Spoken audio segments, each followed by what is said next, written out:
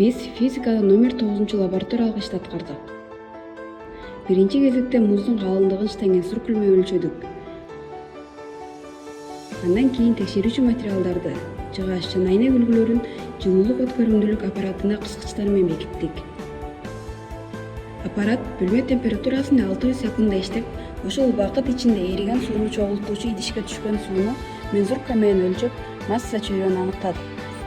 Кийинки этапта аппаратка буу генераторун уладык. Генератордогу суу кайнап, эриген сууну кайрадан чогултуп, мензурка менен өлчөп, масса бууну таптык.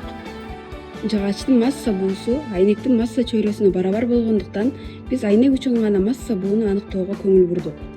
Ар бир сууну агып бүткөн процесси бүткөндө идиштеги сууну мензуркага куюа өлчөп, таблицага белгилеп бардык. Ошол эле учурда ар бир жаңы өлчүүдөн мурун муздун жаңы калыңдыгын кайрадан ченеп турдук. Акырында алынган маалыматтар негизинде формула аркылуу К жылуулук өткөрүмдүүлүк коэффициентин эсептеп, эпсилонну табуу менен жыйынтык натыйжаларды канча пайызга айырма бергенин аныктадык.